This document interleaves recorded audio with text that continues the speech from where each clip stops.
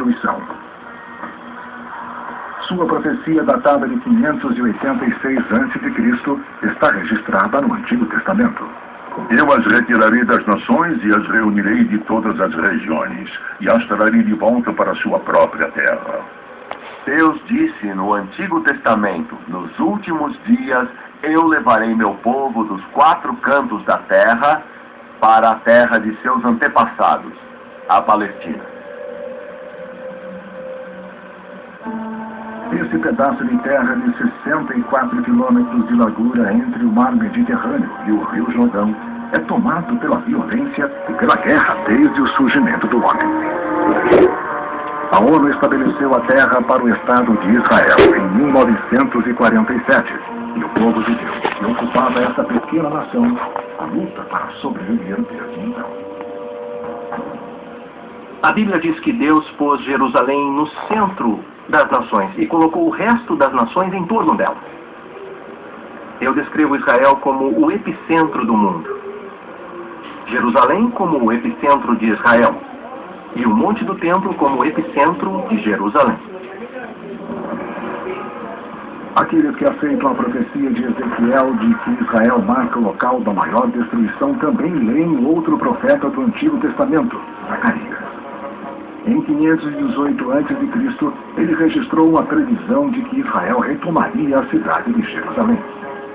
Nesse dia o Senhor protegerá aqueles que vivem em Jerusalém. O mais vacilante entre eles será como Davi, e a casa de Davi será como Deus. Israel tomou o leste de Jerusalém em 1967, no que ficou conhecido como a Guerra dos 6 Dias. Alguns acreditam que esse evento precipita o início do fim, um passo mais próximo do reino de Satanás na terra. Uma terceira profecia bíblica dá outro sinal do fim dos tempos.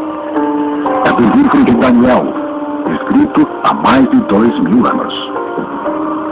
Nos dias desses reis, Deus fará aparecer um reino que nunca será destruído. Alguns estudiosos da Bíblia interpretam isso como a volta de Cristo durante o tempo do Império Romano para vencer o diabo. Mas esse vasto império caiu há mais de 1500 anos. No entanto, alguns dizem que a profecia de Daniel se refere ao nosso tempo e aos descendentes modernos da antiga Roma. Eles apontam que, em 1993, reinos e nações que já foram parte do Império Romano se reuniram na União Europeia. Agora, todo o continente europeu consiste em 27 nações membros.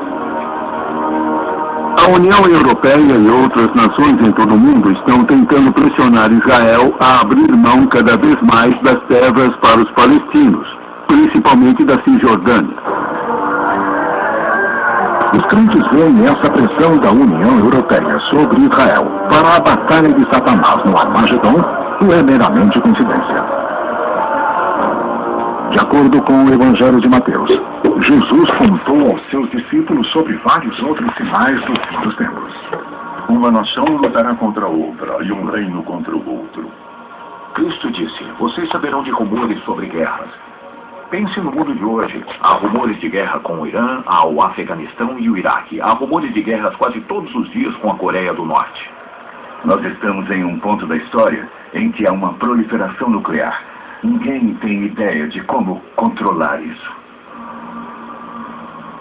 Os que acreditam nas profecias sobre Satanás apontam para o profeta do Antigo Testamento Ezequiel, que escreveu que no fim dos dias uma grande potência militar vai ameaçar Israel pelo norte. Você virá da sua terra no extremo norte, junto a várias nações em um poderoso exército. Você subirá contra o meu povo de Israel, cobrindo a terra como nuvem. Alguns acreditam que há uma relação direta entre a profecia de Ezequiel e a Rússia. Só porque a Rússia começou a formar uma aliança militar, política e econômica com o Irã, porque Israel renasceu como país, porque os judeus voltaram à Terra Sagrada, porque um líder do Irã diz que vai varrer Israel do mapa, não quer dizer necessariamente que essas profecias bíblicas, apocalípticas, dramáticas, vão se realizar em nosso tempo. outro lado, a questão é, você pode mesmo negar essa possibilidade, dadas as circunstâncias de nosso mundo hoje? Outros dizem que procurar relações entre a profecia e a política mundial é uma tendência perigosa.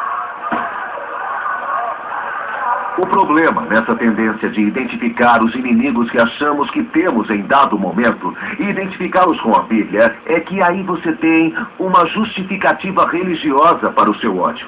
Para seu ódio político ou social. E essa pode ser uma tendência muito perigosa. Alguns cristãos sugerem que a presença de Satanás no fim dos tempos pode também ser vista no livro mais controverso do Novo Testamento, o Apocalipse. Escrito por João de Patmos, antes do ano 70 depois de Cristo, essa visão apocalíptica prevê que uma nação do leste de Israel vai reunir um exército imenso. E os 4 anjos foram libertados para matar 1/3 dos homens. O número dos cavaleiros do exército era de 200 milhões. O que diz no livro do Apocalipse é que o rio Eufrates vai secar para abrir caminho para os reis do Oriente.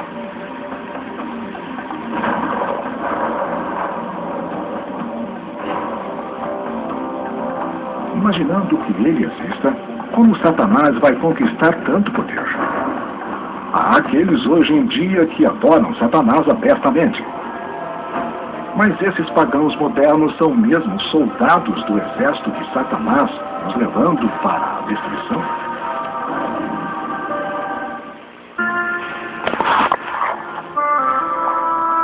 Nós estamos em trânsito.